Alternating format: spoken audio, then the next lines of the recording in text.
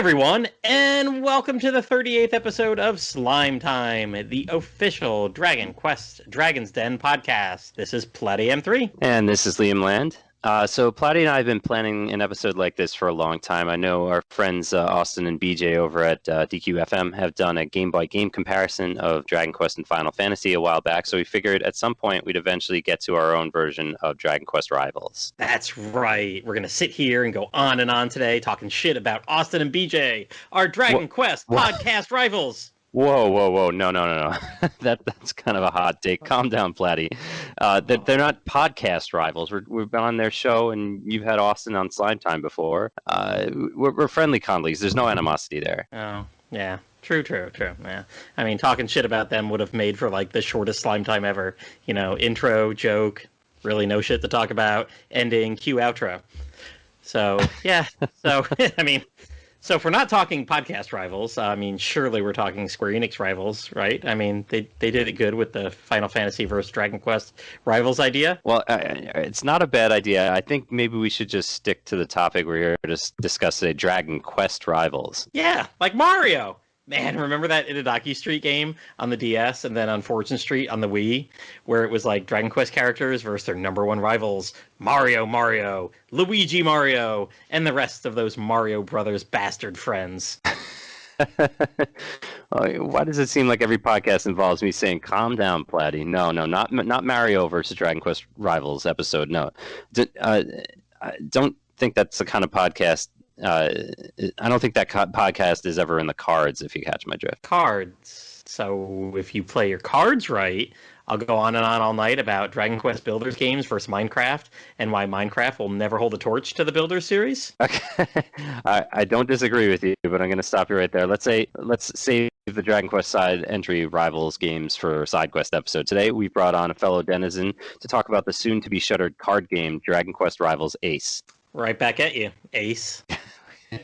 Joining us today, you might have known him as the Denizen, formerly known as Jay the Hawkheart Ace on the Den, now going by the super pseudonym Jay. Hello, he slimes and she slimes.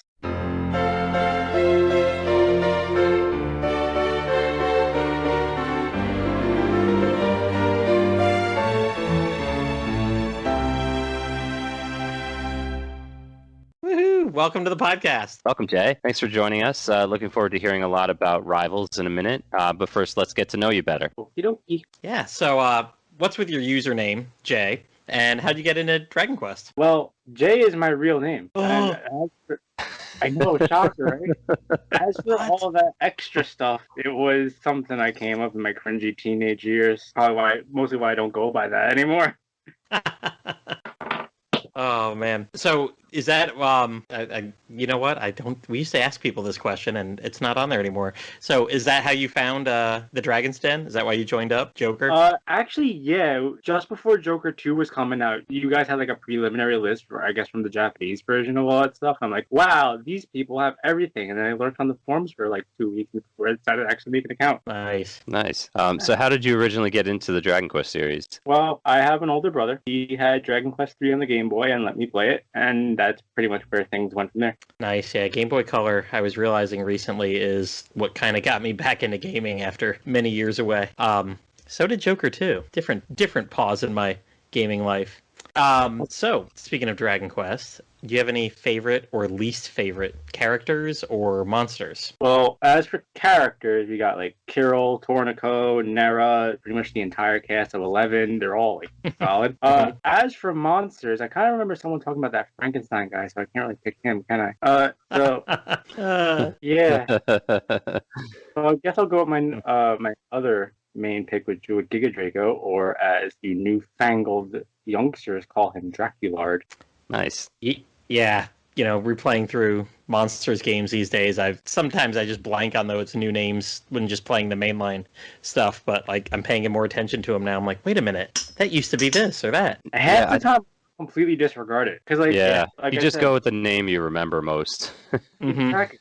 Me and my brother still like we're playing Tact now, and like we'll go back and forth and like, oh, I'm using Great Drac, or I'm using this guy or that guy, and it's like 9 out of 10 times you just like completely like disregard the new names. Mm-hmm. Yeah, I remember the Draculard actually from Dragon Quest IX the most. I think those are Draculard. Was that one of the rarer ones that's in like deep in the grottos? Which one? Like the magenta one? Yeah, I think so. Yeah, I think it's like Draculord or something. Oh yeah, there's variations, but I think the Draculard is definitely in there. Yeah, They're there. Oh yeah, they're the green ones, the giant green ones. Yeah, Mm-hmm. I think those are in the game, but they're also in the grottos as well. Yeah, they're around. I actually have a figure of one somewhere. There he is. Hey, just typing in Draculord, it immediately brings up a Dragon Quest IX picture. Nice. Oh. From Quest 171. I take a picture of them on the Discord. Yes. So yeah, as you were saying, that's the magenta one. But no, the green one, I remember him quite a bit. Yeah. Giga Draco. I Nice. swear he was in a lot of breeding patterns for the original Monsters or Monsters 2 or something. Yeah, he used him for like Orlegon, a lot of the Demon Lords. Yep. I was going to say, he was an important one somewhere in those lines in one of the, I always draw out little tree charts for my monsters, and I have a very distinct memory of writing him down quite a bit. There he is. I did it because I would actually use him. Nice. All right. So what are some of your favorite games in the DQ series, mainline or spin-off? 7 holds a lot of nostalgia for me, but I honestly think 9 is the best one. As for like overall, it's definitely like Joker 2 Pro, specifically Pro. I actually had to import. I think someone on the Den actually did the translation for that, right? There was like Sume something or another. It never got like a proper.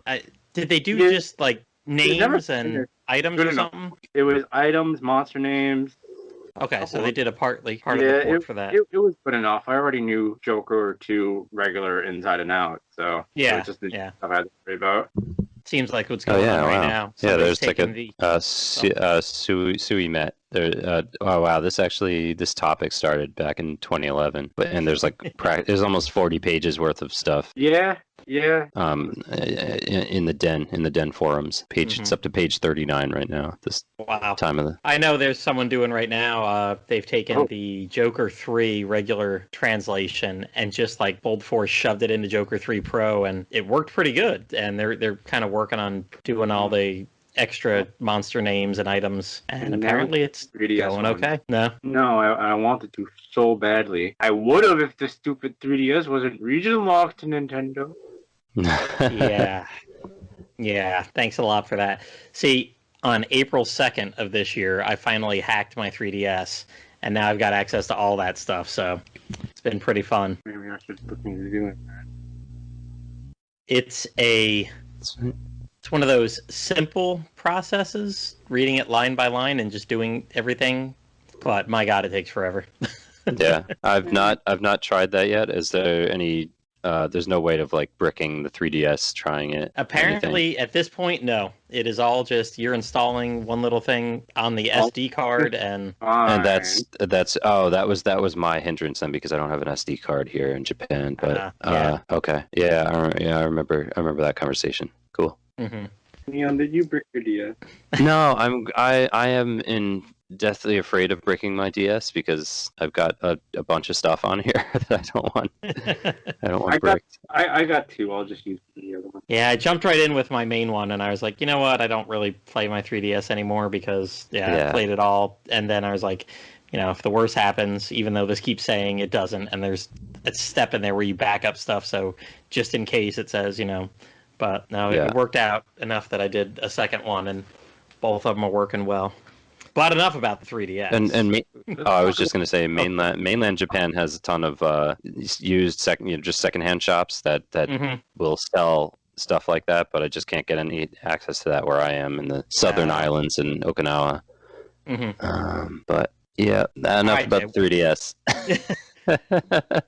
One last question for you before we give you lots more questions. But so thinking of the Dragon Quest games, the whole series overall, what are some of the favorite mechanics that you have in there, like monster collecting or job classes and stuff? What do you love? Over everything, alchemy. The ability to go back and make this old stuff usable again and like actually viable is just like the best thing that's ever happened.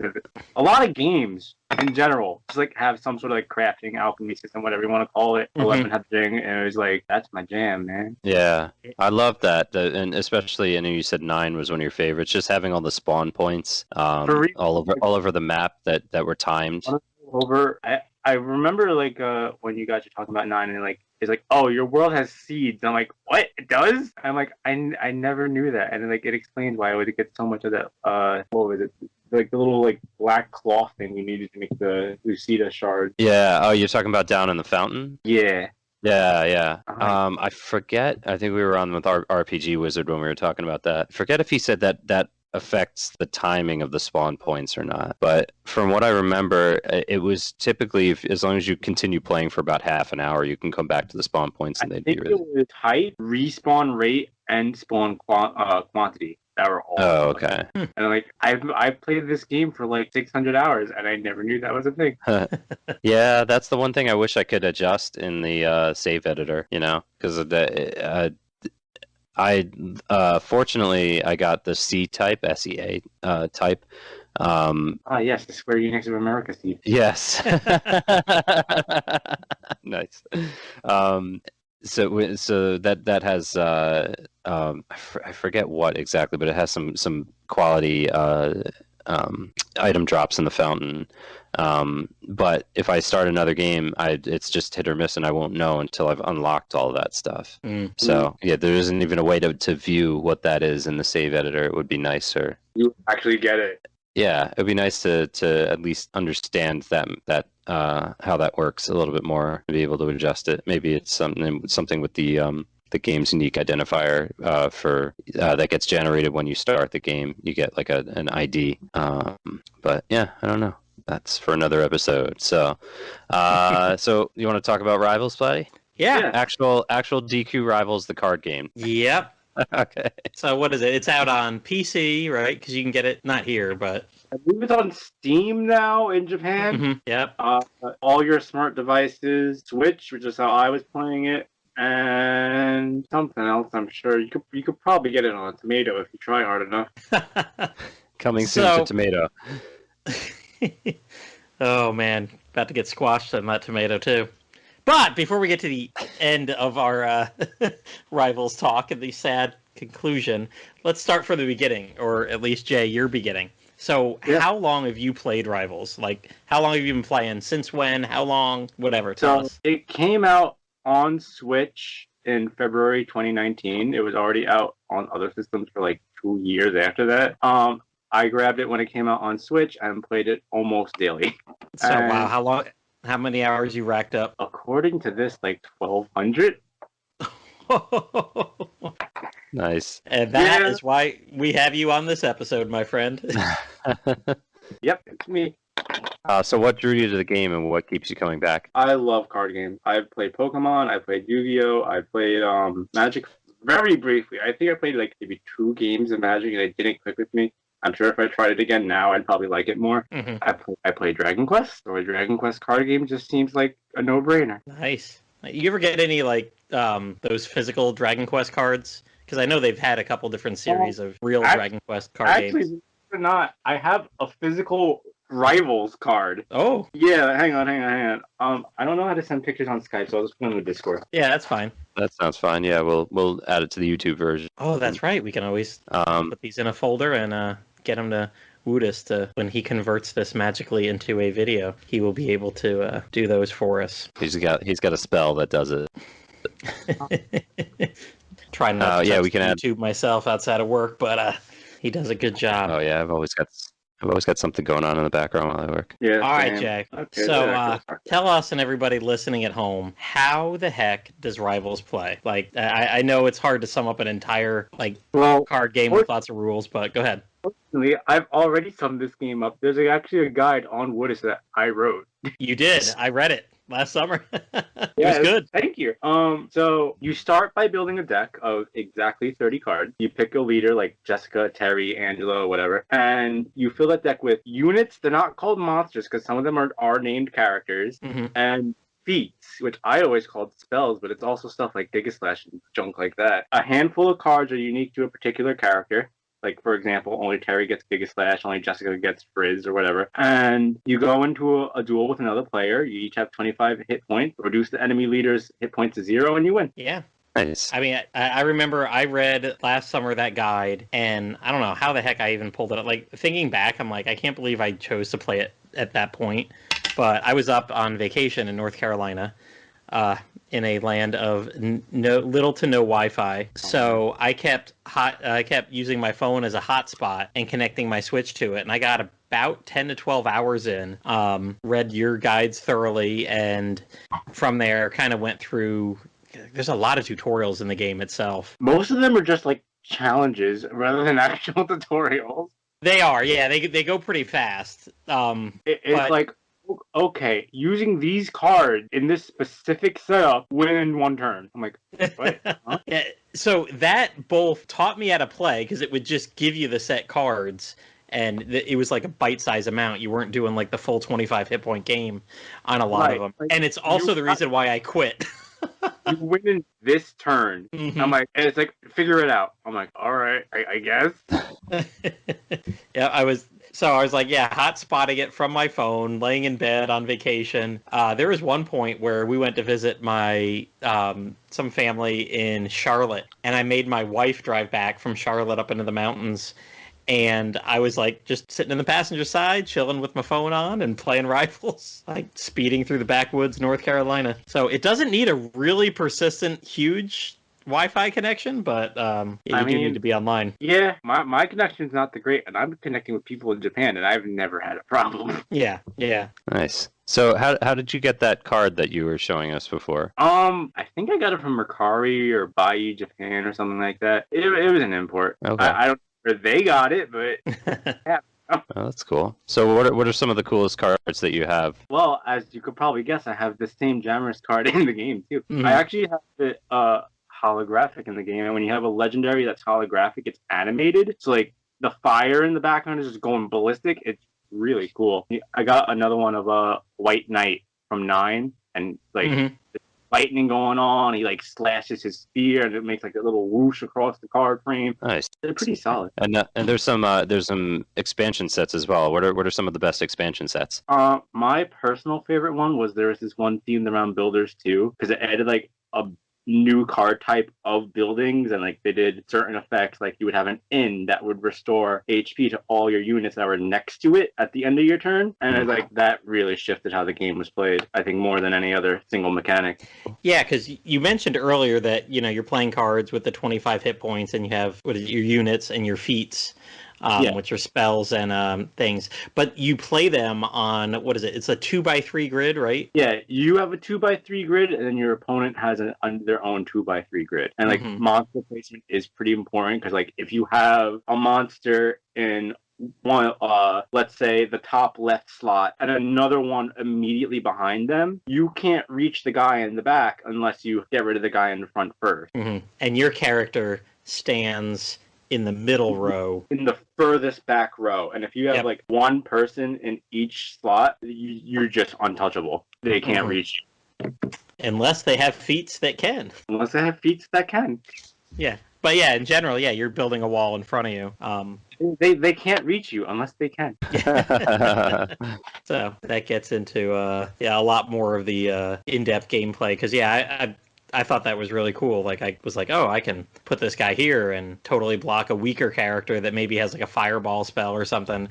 The one specific card, Prince Faris, that horse guy from 11. He actually had an effect that would only trigger if he was blocked off by somebody, and it would let you draw a card and increase your tension. And it was like the amount, like, he was voiced too, because all the named characters are. And he would be such a cowering wimp until you blocked him off by someone, and he was like all of a sudden this like arrogant jerk. And like, I love it. This is exactly what I want from him.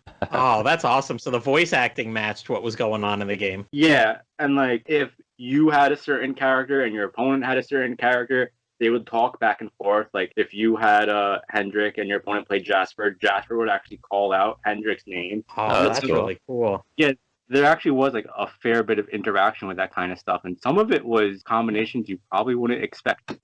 So, I mean, I know it existed. So, like you said, it was around for a couple of years, even before it came to Switch in 2019. But then, what is it? Late last summer, right? August 2020 is when they added the Ace name, I believe. Yeah, either August or September. It was definitely around that time. Yeah, because I know I was like playing in June and July last year, and then I saw that notification. I'm like, oh, and then you were telling me that they're just gonna have a one-player mode, and I was like, oh, I'll wait and play, and then here we are 9 months later. I haven't touched it.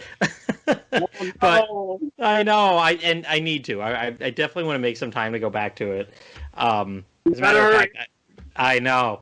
I just finished off this morning. I finished the bonus boss off in Dragon Quest Monsters 2. Got the second ending, and even then, it's like, well, it's not the end. You could go fight in the arena. You could go fight this. I'm like, okay, but story is over. Got it. Cool. Finished the second story in the game. So now I'm like, maybe I need to. I'm definitely in a Dragon Quest mood, so could be a time to get some this in here. So, what did anything change when they added the name Ace? Like, why'd they do that? What did they do to it? Not much. They added the single player mode, and they started the card packs over from Shin Pack 1. But other than that, it was really just a name change. I don't really understand stuff. So it was multiplayer only before they added Ace? Not exactly. You had AI battles, like you could go against the computer if you wanted to, and you obviously had all those challenge mode battles. Mm-hmm. 1 second, please. Oh, I think I see what you're saying. So it's more like they added a single player campaign then, right? Yeah, they added the story mode, and that was really the only thing of major note. The card packs didn't really affect much at all. So what was the single player campaign about? Well, basically, you played as the hero from 1, and you would just go through a whole bunch of battles against monsters and stuff, and they would have gimmicks. Like, for example, you would fight a king slime, and it would only play slime type cards and power them up. And some of them got really hard. I still haven't finished all of them. I was stuck at Murdoch, and some of them get ridiculous. You level up, you have a skill tree, and it's stuff like, increase the leader's HP by 3, increase all the units' HP by 1, and it's actually pretty in depth. I have no idea what's going on. Oh, that's cool. I know. Speaking of not what's going on, what I think put it on pause for me for a while, because we were talking. You said those challenge modes earlier and how they had such specific rules. There was one, I don't know, and for the life of me, I can't know. They were in different tiers, and I finished off the first tier, and maybe it was the second too. Then I get in the third one, and I'm going through these different character specific ones. Oh, that was it too. There was character specific. Yeah, kind of tutorial challenge things that you'd go through, giving you more intricate things about each particular character. Correct. With Nation of Cards, you could do this. Yeah, you could learn to fight better as Jessica, or learn to fight better as Kiefer, or stuff like that. Yeah. And gosh, there was one, and it I don't know, I tried it 10, 20 times, but I'd fail at the third or fourth turn every time. And I kept thinking, I'm like, there's only so many combinations I can play in 3 or 4 turns. How am I losing by turn 3?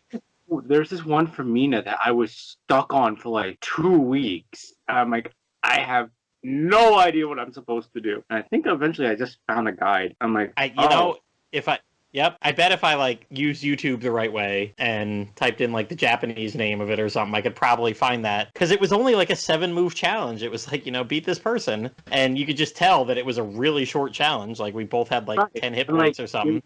Your opponent's moves are all scripted. So it's yeah. It's all down to you to figure out what you're supposed to do. I'm like, I can't read this. I don't know what this card does. Yeah. And so one of the rules is you have certain stamina basically per turn, right? It's they call it magic point. It's basically every card has and it takes X amount of points to use that particular card. Yeah, and the first turn you only, if you're playing without other rules and other things manipulated, the first turn you get 1, right? 1 measly little magic point that you can barely do anything with half the time. Yep. And then the second you get 2, and the third you get 3, and unless you're if you don't use it all, whatever you didn't use just goes away. It doesn't roll over, it just resets to the new cap. So you might as well do as much as you can in a turn. Yeah. And that was the other thing that I was like, how am I failing at this challenge? Because there's a very limited amount of things you can do with 1 magic point. And there's not as many that you can do with 2 or 3, really. I mean, I was dying on this like 3rd, 4th turn every time, and I'm like, yeah, they're making the same moves every time. Like you said, it's all up to you to win. But I've only got like 4 cards, and I can maybe only play 2 of those cards on my first turn to begin with. So, and what's the slime? yeah, I'm like, I mean, well, it just cracked me up that I was like, I cannot figure this out, and this is like, don't feel bad. I was there too. yeah, I kept looking at it. I'm like, and because I kept thinking it was tutorials or walkthroughs, which I mean, whatever, same kind of thing, challenge wise. But it was like dead center. Like I'm like, there's twice as many of these to go as I've already done. How am I sucking at this? I'm never going to get through the rest. And I think it was you that told me. I didn't even know I was playing online battles against people because I was just doing this. You were playing against people. Nope.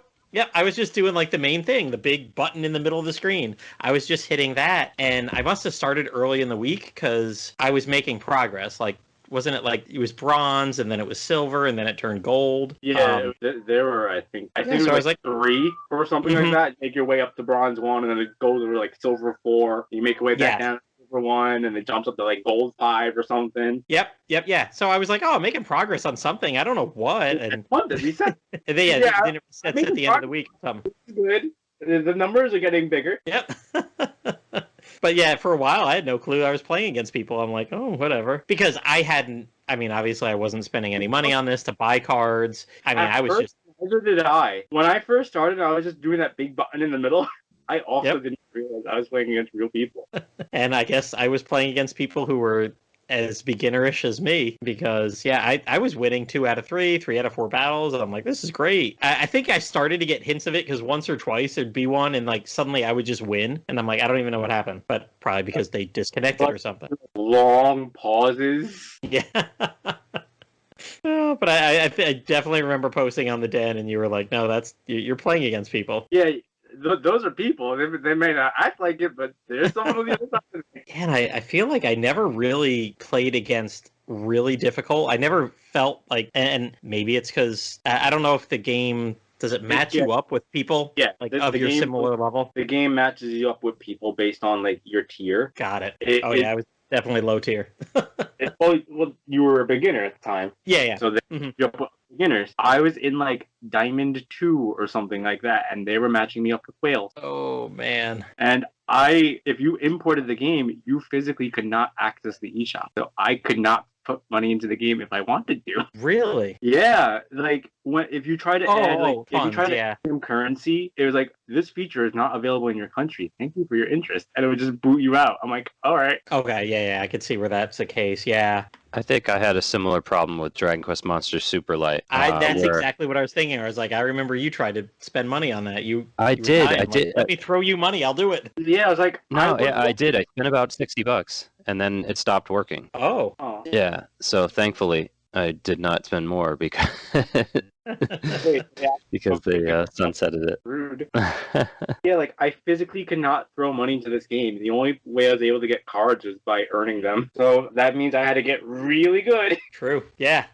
I mean, that's the way I am on mobile games. I like refuse to spend money on mobile. This might be one I would be a little bit different on. But yeah, even the other Dragon Quest games, I'm like, I'm not going to pay for that monthly subscription that people did for Dragon Quest of the Stars or something like that. I was like, no, I will pre-order every game that you release here in the United States to show you that, yes, I'm interested in physical big titles. But I voted with my money against mobile. Yes, I will buy Dragon Quest 9 multiple times. Yeah, exactly. I'm hoping that's going to be the announcement, the 35th anniversary, that it's going to be the DQ9 Switch. 20-some days here. I mean, to quote Platty, it's not coming. I don't think so. But I do think 9 is coming. I gotta believe in that one. 9 it was a big deal when it came out here. We had had launch events and everything. Yuji Horii showed up. He signed 30 copies of the game. I know. I heard. There was hundreds of different disappointed fans there that weren't within the first 30, but they got booted from the inn. But I mean, it's the one game that has never seen any other platform. Let's put it that way. I mean, they've had games that they haven't released. We could use it, but yeah, a lot of the stuff that 9 worked with just doesn't happen anymore. And playing Dragon Quest Monsters 2 on the 3DS, they did a pretty cool thing with the Street Pass functionality there. you can street pass people on Wi-Fi. When you get online and do a Wi-Fi battle, just searching for random people to battle, once you battle them, that counts as a street pass. Really? Oh, wow. Yep. So Whoa. I go online, I randomly battle somebody. It takes a while because, I mean, who the hell's playing Dragon Quest Monsters 2 7 years after launch in Japan and getting online to do Wi-Fi battles? Apparently enough people, though. Maybe like 200. What's funny is, I've got crap teams, and here I am. Every week I'm in like the top 250 of the Wi-Fi rankings. So, well, you see, there's only 250 people playing. Right. Exactly. Yeah, that's your participation trophy. Oh, I am. What's great is like I think I got a silver achievement for it for placing in like the top 1,000. I've got a gold or a bronze achievement for placing in the top 10,000. And I'm like, yeah, I'm sure when that came out, it was a pain in the ass to place in the top 10,000.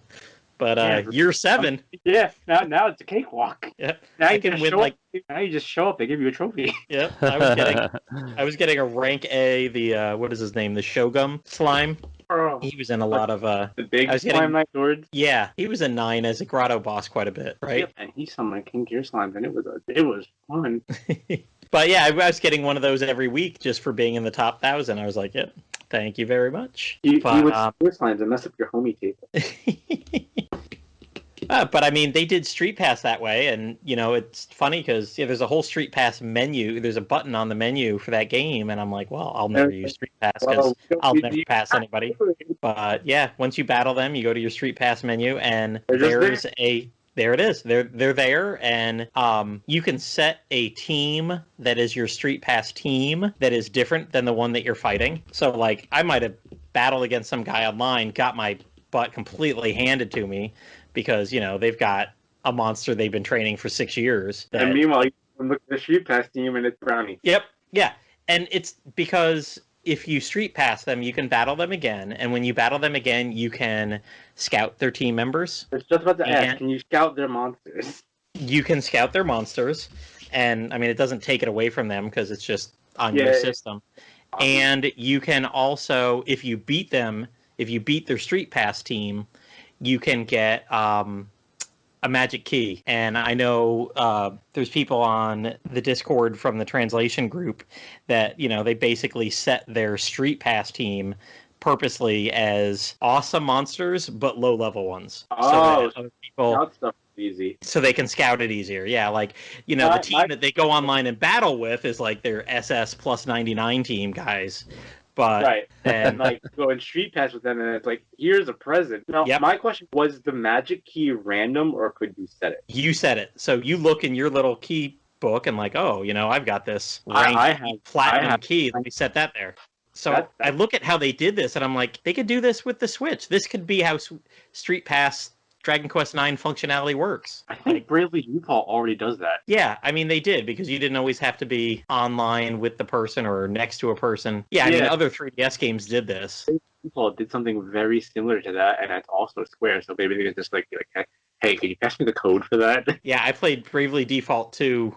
We talked about this on something. I think it was one of the backtrack or the side quest, whatever. Jeez, I'm on too many podcasts. But we talked about it, and like I remember I was like using Brurian's people in battle because you could call up people that you had sitting in your Street Pass. Yep, and I think I played it like 3 to 4 months after everybody else, so everybody's Street Pass was so much better than mine, and it was like, hey. Yeah. And it was like, hey, do you need someone to do 12,000 points of damage in one turn for you? Sure, here you go. Exactly. I would save them for boss battles, and it'd be a nice little summon to have in my pocket. All of my friends are like, all right, here's this 5-digit power hit. I'm like, I'm going to fully heal the party. It was a good mechanic. So yeah, I mean, there are ways to do the Dragon Quest IX Street Pass functionality without being the original DS kind of stuff. How would Street Pass even work on Switch? Well, that's a good thing. What if they bring that aren't probably the same way, right? I mean, probably the same. Yeah, what are the like, Dragon Quest IX now for your PlayStation 4? I'm like, I wish Street Pass that. Well, I mean, like Platty had just mentioned about Monsters 2, the 3DS. Fine. It would probably just be pinging other players or connecting with friends online. or yeah, I mean it does take a bit of a challenge out of like finding 30 uniques, so probably have It's to also figure out a way. it was fun going around with your little DS and seeing that little green light pop on. Yeah, That's yeah, something I don't know. That's Mine something only popped on at Disney World. And when I was yeah. in New York that year, I would carry it around all the place. Yeah, I got most of my tags at Nintendo New York. That's the good thing for me. I'm from New York, so that made things easy. Oh, nice. What part of New York are you from? New York City actually. So New York City, really? yeah, I'm here in Queens, so there's no shortage of people. Oh, wow. How have you never made it to our our DQ9 Tag Mode Tuesday? Because by the time I heard about it, it was already long gone. We should have advertised more. It was just that one thread on the Den. I'm not even sure if I was with the Den yet. Anyway, more about card games. More about card games. So, all right. So, I always just used, whatever was given to me in all those challenge modes, obviously. And then I pretty much just had whatever starter deck I had. I know I changed out a couple little things once I learned about them through the challenge mode. But so, do you have specific decks that you've set up for yourself? Like, can you pull out different decks? Yes, actually, I put it on Twitter not that long ago. I had this Millie Dragon deck. In the most recent pack, they released Kobe and Tara, and there's like, oh, you can boost all of your monsters of a particular family, like slime, dragon, demon, material, whatever. And it's like, all right, I've already had this dragon deck going with the Vingon who does something similar. And it's like, let's just put this in here, and it's been working amazingly. Nice. It's like, I think I've won maybe like 7 of my last 10 games with it. And with the ranks that you're probably playing, that's yeah, that's not my 7 of 10. Right. You have people with like every card fully hollow foils. Like, how much money have you spent in this game that you're getting beaten by someone who literally can't read Japanese? They wouldn't know that though, right? Well, my name was in English. My username your screen name is like not Japanese. No. And I was like, I really wonder, like, what people, like, if people saw me, like, what they'd think. Like, what is this guy? This is going to be easy. What do you mean I lost? Yeah, that's probably legitimately the reaction that they lost to a Gaiji. My favorite clip I have was at this time Eric had just came out, and he had the Unexpected monster, which will put like a regular old pot on your opponent's side of the field, and if that pot got destroyed, you got to draw a card. And I was fighting against someone using Angelo, and he has a bunch of like stuff to revive monsters from his graveyard. Obviously, I had a couple of pots in there gumming up his graveyard. He attacked, made like a really risky move to revive the pot, because you don't get to choose; it's just randomly. He got the pot and just quit. I'm like, So there's normally pots on the field. No. And this just adds artifact that Eric can use. He can put like pots to gum up your opponent's monster zones, and if you destroy them, he gets to draw a card. Gotcha. So basically, like create a wall of pots that he has to break to get through. Yeah. And then not all of them are going to be Unexpected, just like occasionally, right? You summon the Unexpected onto your field, and then the Unexpected summons a pot onto your opponent's field to gum up one of their monster spots. I see. Yeah. Cool. So what are some other, talking about the Eric and using those urns, what are some good combinations that you've used throughout your 1,000 hours?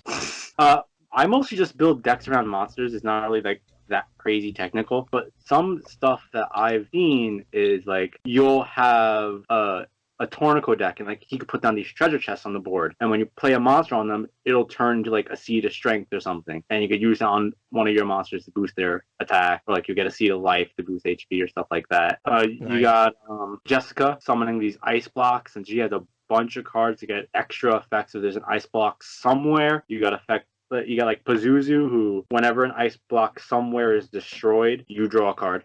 It's kind of hard to like sum it all up just from words, but there was a lot of deeper mechanics into this game. I like it. I'm gonna miss it. Do you have any like video footage of it, or that you've taken, or any screenshots or anything? I have a bunch of screenshots on my Twitter. I'd have to dig through them to find them, though. Okay, yeah, just that would be pretty cool to put into the YouTube version. Sure.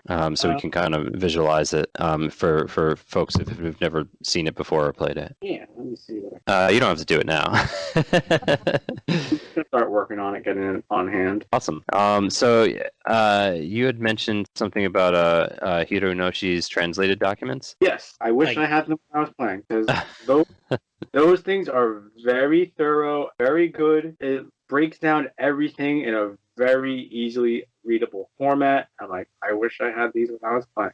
Nice. Now, how did you come across them, or how were people able to download them? Oh, he just posted them to the den. Oh, nice. Yeah, I think what is that? It was just the past 2 or 3 weeks too. Awesome. All right, we'll put the link to that. Yeah, there's a den post in. Mm-hmm.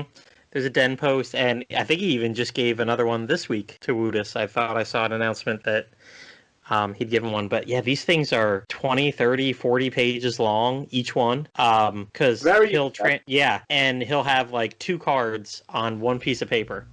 And for each card, he'll have a full explanation of all the stuff that's there. Right. It'll be like, this is its name, this is its effect, this is its family, if it has a family. And it's like, here's all the intricate things that this particular effect does. And it's like, thank you. Why did I not have this sooner? Mm-hmm. Awesome. Yeah, and I mean, at one point I was like, oh, I'll just print some of these out at work, whatever. I can print 30, 40 pages here. And then I started clicking on, like, oh my God, there's like 24 sets of 30, 40 pages. What would I do with 500 pages of translated? Admire them. I really would. I'll tell you that. You could put one of those text-to-speech programs on it and just listen to it in the background, reading off all of the stats. So, Platty, you have some experience playing this as well. Do you want to get into that? I think I've probably said almost all that I've done by now. Yeah, it was, I gave it like 10, 12 hours last June. And, I was doing another podcast today, and I finished up about 2 hours before we started. And I was like, cool, I'm going to load that back up and, maybe play around with it for an hour or whatever. Come to realize I haven't used my own regular Switch in probably 9 months now. I basically gave it to my wife and son, and I've just been using my Switch Lite, and I didn't transfer my stinking Japanese account over to my Switch Lite. So where are the entire family today? At another friend's house, and they're all over there because they wanted to play Pokemon Snap with it. And of course, that means they brought the Switch over. So not even thinking about that, for like 30 minutes, I'm tearing the house apart. I'm like, where's the frickin' Switch? It's always on the stand in the living room. Like, why don't I have my Switch? Why can't I play Rivals right now? So I didn't get a chance to play some today because this is probably the first time our Switch has left our house, not been sitting on the dock for months and months. But the wife and kid had way too much fun last night with Pokemon Snap. When I woke up this morning, I didn't even watch them play much. I went to bed. When I woke up this morning, the kids were talking to me, and my youngest was like, Daddy, I don't know how I got in bed last night. And his brother's like, you fell asleep when we were playing Pokemon Snap. Mommy put you in bed. And I said, so how long did you guys stay up and play Pokemon Snap? He's like, I don't know. When we saved it, it was at 5 hours. I was like, oh my gosh, you guys. They Pokemon Snapped it up. So unfortunately, I couldn't get back to it. But yeah, I did give this game about a dozen hours last June. Like I said, there's a second set of tutorials. I just couldn't, or challenges.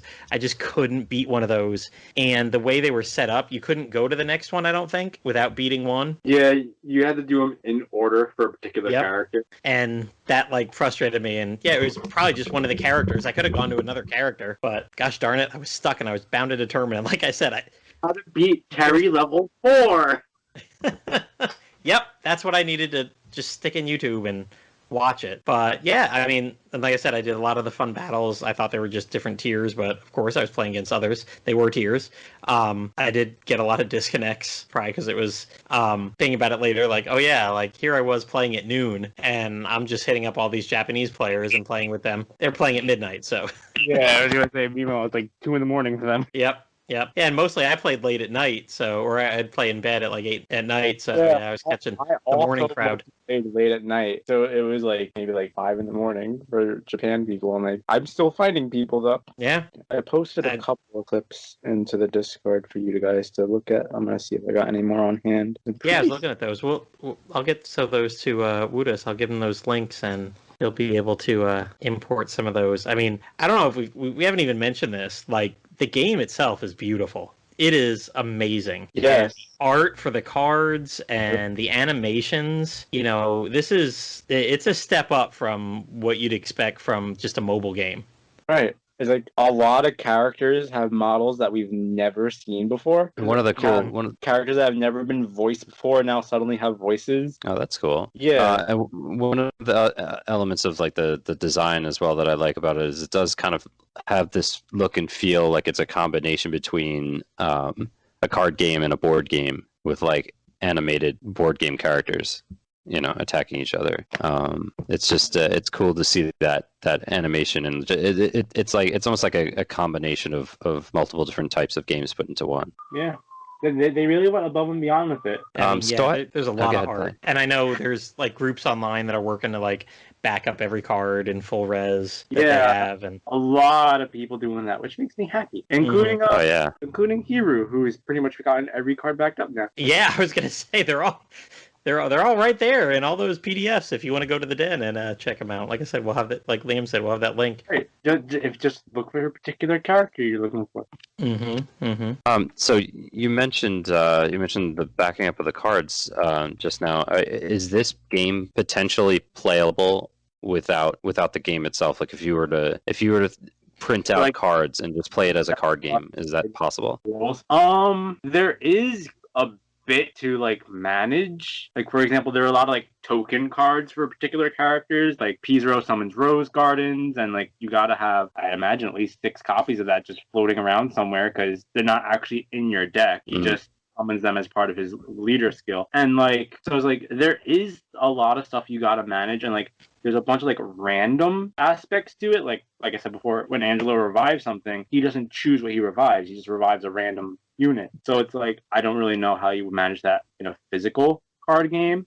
But if you were willing to like work out some of that trickier stuff, you absolutely could play this physical. Oh, interesting. Yeah, because I know that there are a couple of Dragon Quest card games. I know there's a tarot set for Dragon Quest, but I think there's another. I think I have a deck of cards that's Dragon Quest related. I think it's another set too. Yeah. So there's got to be a Plat King floating around here. Nice. There's got to be some form of offline card game, but maybe it doesn't necessarily follow the same rule set. That'd be interesting because so people are basically backing up the art just to save the art. Right.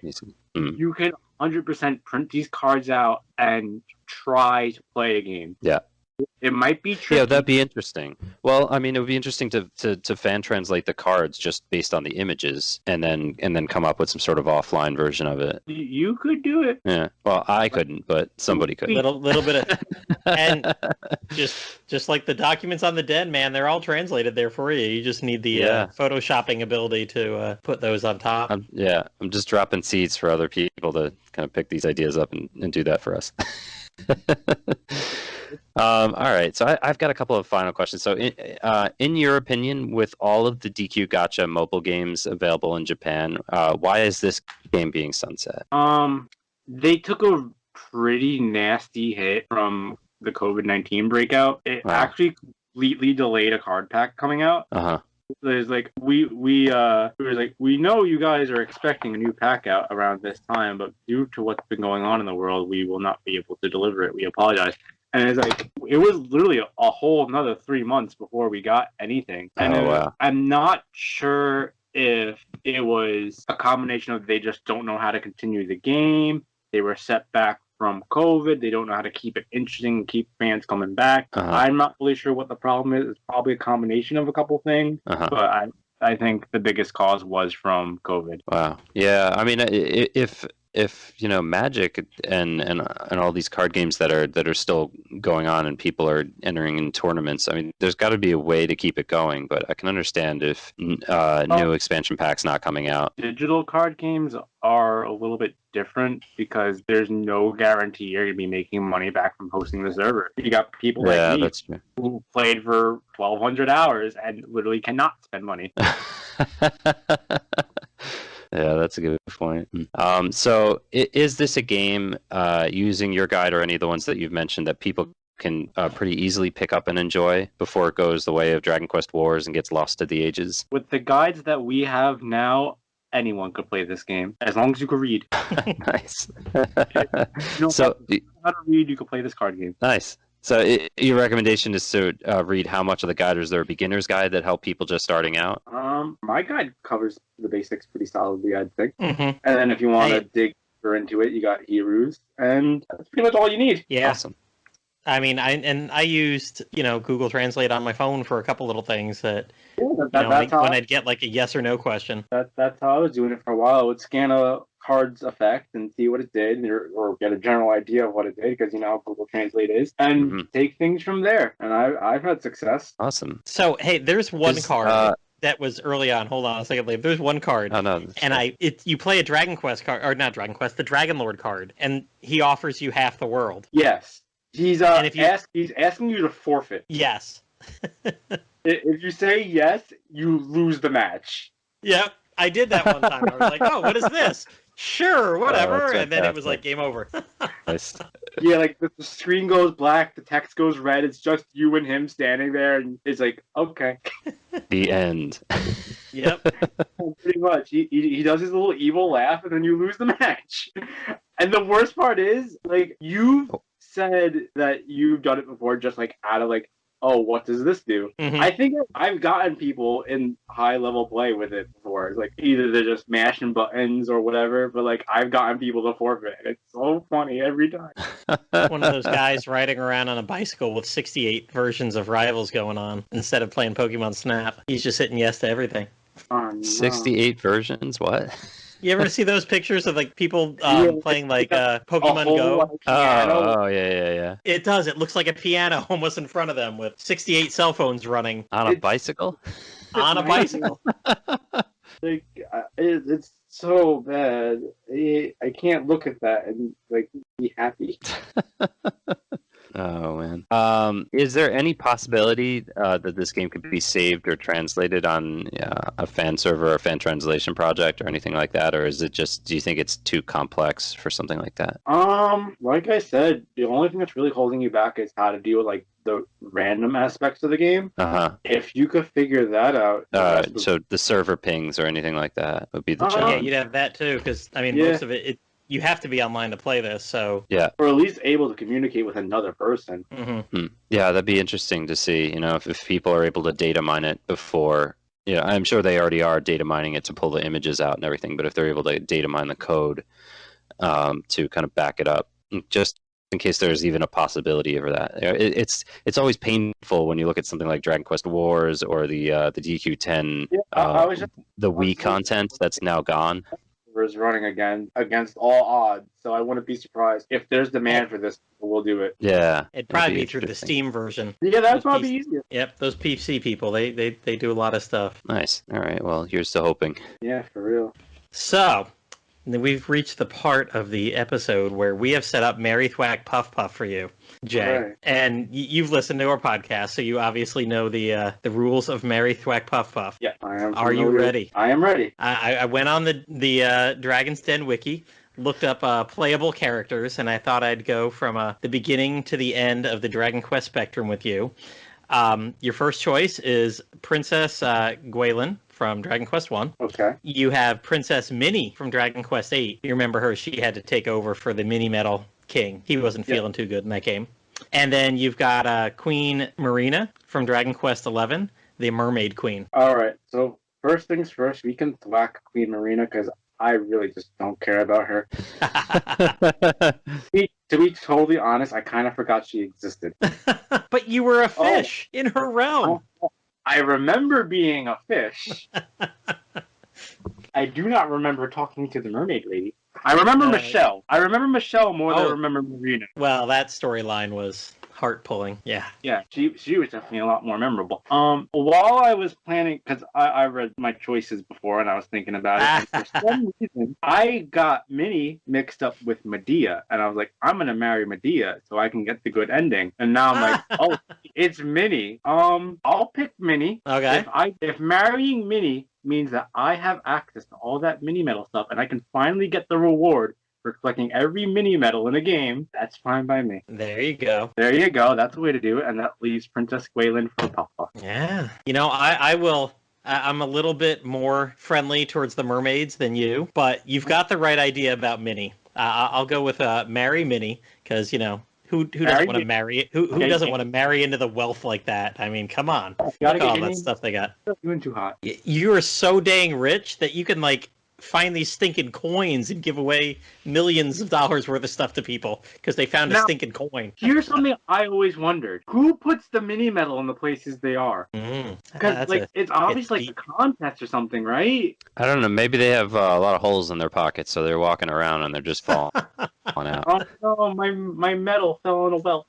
Grandpa Minnie. Or Grandma Minnie, once upon a time, was bless her heart, traveling the world and just lost them all. So, but yeah, so I will marry the money. I will marry Minnie, and but I'll go with the Puff Puff from the Queen. And Gwaelin? Yes, I'm gonna thwack because you know what? I must. I must. I think I would probably thwack Gwaelin as well, because of that. Just because of that loop. She forces you into saying you love her. Nope. Thwack. Yeah, I would thwack Gwaelin. I would probably marry the Princess Minnie because then I get prizes relatively often. And I all jumped on the marry into the wealth train. That's my choice of GG5 too. No, but I just like I periodically like getting presents like that. Like, oh, I found some mini medals, honey. Here you go. What's my prize? You like periodic? Just marry Nera. Yeah, I do. That's my DQ5 choice. I was gonna say you two are similar in that. I saw that on there, Jay, and yeah, that's Liam's girl too. Oh, good. Yeah, I'm like one of the few people. I'm talking to other Japanese players about Dragon Quest V, and they always say Bianca, and they're kind of shocked when I say Flora. Yeah, but, real. Actually, that actually ties into something about Rivals I could go back on real quick. Yeah, go ahead. They did a tie-in for your story, and they had you choose between Team Bianca and Team Nera, and you would actually play with pre-built decks featuring cards from a set that was not yet out. And Team Nera won. Team Bianca had the popularity, but Team Nera had the skill. Interesting. Then, all right, I guess to conclude that I would get puffed by the fish lady. There you go. Wow. She's a queen of mermaids, and you're just like the fish lady. Well, lowercase.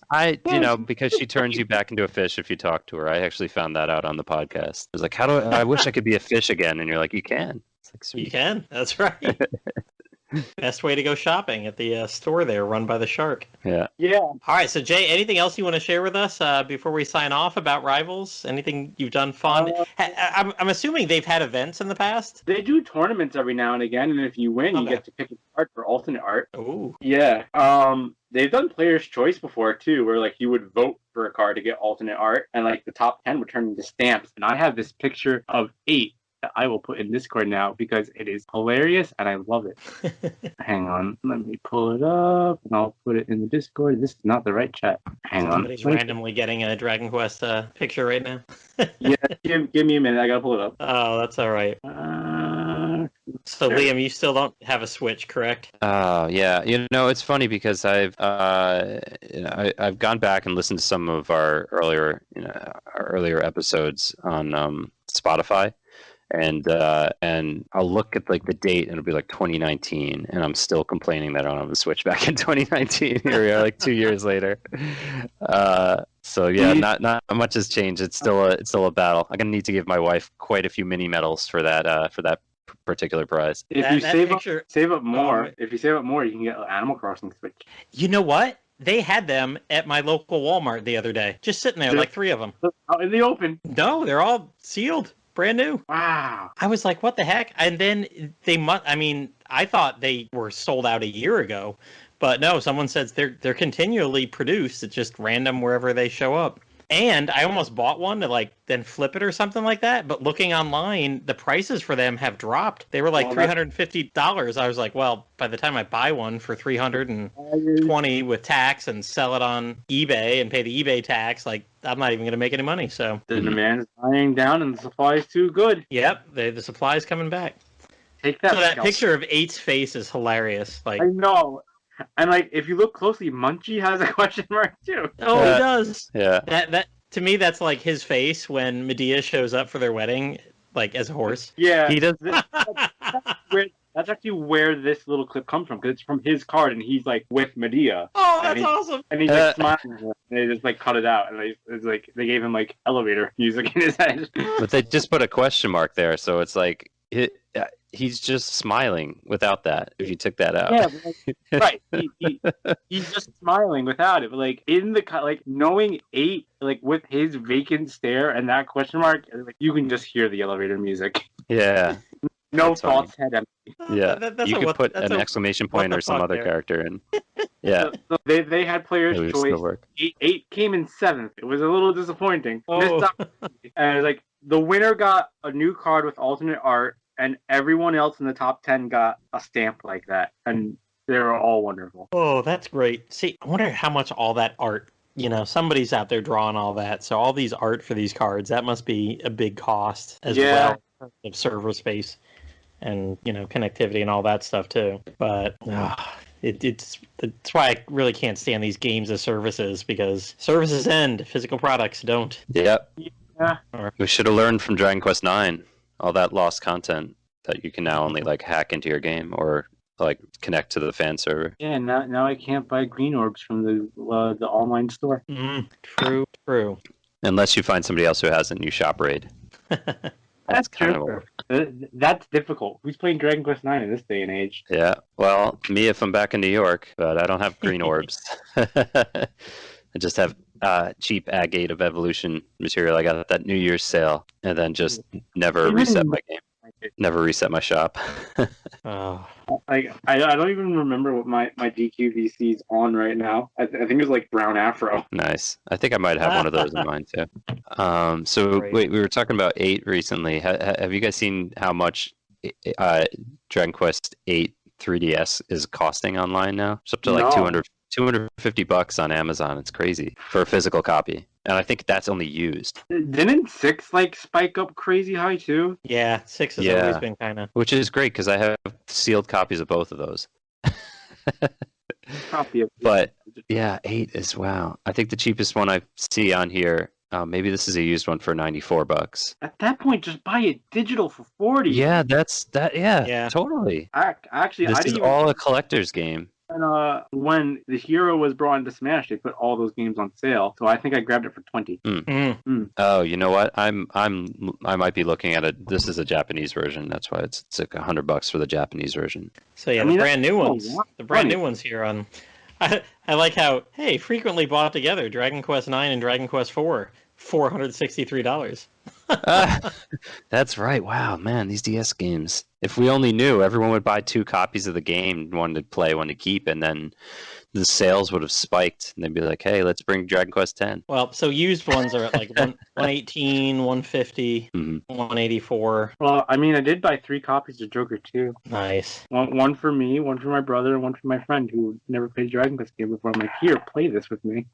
Nice. One of my biggest, I don't know what the hell happened to it, is my Dragon Quest 2, Joker 2 strategy guide. I bought it, and within a week it was gone. Bratty Games guide? What? Was it by Bratty Games? Yeah, it was, and it's like bright yellow. How do you lose that? I had that same one, and it was a train wreck of errors. Oh, really? Yeah. I barely got to experience it because it just disappeared. It's like me and my brother, they would have monster lists, and it would be it will say monsters appear in places they don't, or not list places they do appear. It's some of the stats were wrong. I'm like, this is not good. I spent $20 on this thing. Yeah, no, I did too, and yeah, I want to say it was within a week. I was like, I can't believe it. Like, I swear it was right next to my bed, and just I kept expecting when my wife and I moved out, like a couple of years later, I'm like, it's gonna show up. It was probably like shoved behind this piece of furniture. Never showed up, and the thing's like neon yellow. Yeah, I mean, you can't miss it. Unless you have But a amount of like- neon stuff in your house, Platty. I don't know. Someone with thief class snuck into your house and just took that and then left. They sure did. It was me. I stole your copy. It was a successful half-inch. It's okay. I got it as a PDF nowadays, so pull it up on a tablet if I ever need it. That's okay. You'll never need it. It's wrong. I never will. as it is, I mainly played through the first time without it anyway. So Same. Oh, well. I only really bought it to like work on teams for the competitive stuff. All right. Well, if we're talking Dragon Quest Joker 2, we're probably at the end of our Rivals episode. Yeah. As we're not discussing how it rivals Pokemon in every way, shape, and form. Rivals Pokemon. It's Pokemon. But technically, any game that's not Dragon Quest is Dragon Quest rival because you're That's rivaling right. like a rival for your gameplay time. Yeah, Like- we've reached the philosophical. I was going to say, aspect that is of Sophia's the philosophical podcast. truth. And with that, that's it for this episode of Slime Time. We do want to thank Jay for joining us to talk about the It's Never Coming card game, Dragon Quest Rivals. Thanks so much, Jay. It's always amazing to experience this type of stuff before before it's sunset when we know there's an end date in our field of vision. July 5th, I believe, is the last day. I think you're right. I remember seeing that and being like, oh man, 4th of July, last time to play it. Oh, there's going to be a lot of Fireworks, have fun. Yep.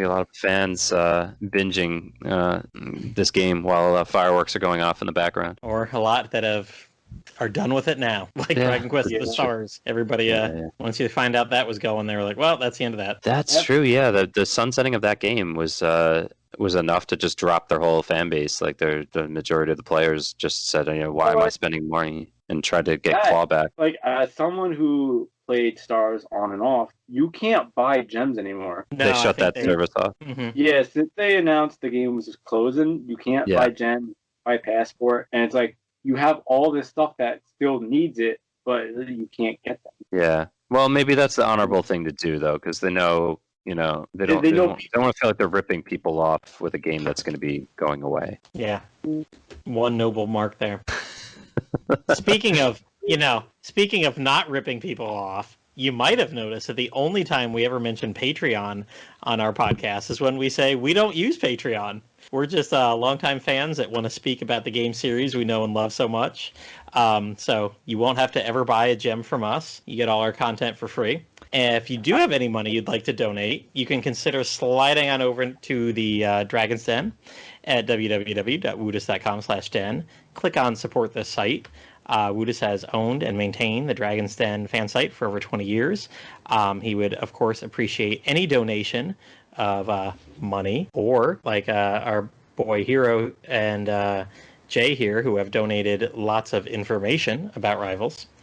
But if you have a little cash that you want to spend on something else too, you could go click on his Amazon affiliates, make some purchases there, and you get maybe a Dragon Quest XI port. I think they're still there. Yeah, and a small fraction of those purchases will go to support the Den. And to advertise with us, reach out to us at slimetimepodcast@gmail.com. If you have any questions or comments for us, you can find us on Twitter at Platty3 or at reminisces, or hit both of us up simultaneously at DQ Slimetime. Fine, well, thank Okay. you.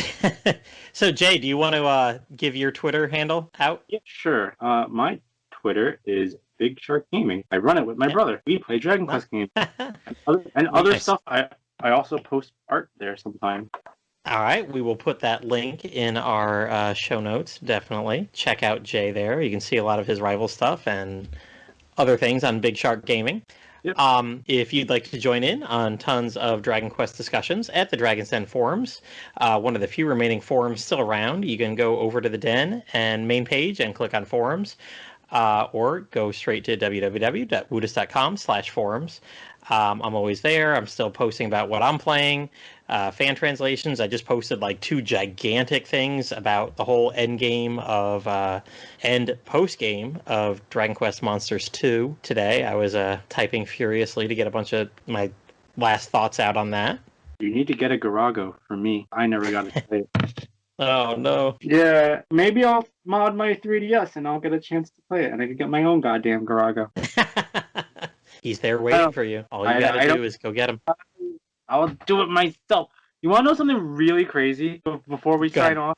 Yeah. Did you guys know that they released Monsters 2 on smartphones? Yes. They've got and they've got Monsters 1 on the Switch. Yeah. Did they do Monsters 2 on the Switch? The Game Boy version of Monsters 1 on Yeah, Switch. the Game Boy ones. Yeah, yeah. And they posted it on my They announced it on my birthday. See, he's And of calling course, to you. It was It's a on the subliminal cover. message. Square, you're killing me. You just do it on purpose. Yeah, there's so much out over there, like Switch and smartphones, that we just don't get. Like the whole point of this episode, Rivals. Yes, fortunately the Switch is reason free, and I can import all the Dragon Quest games I want. That is true. Nice.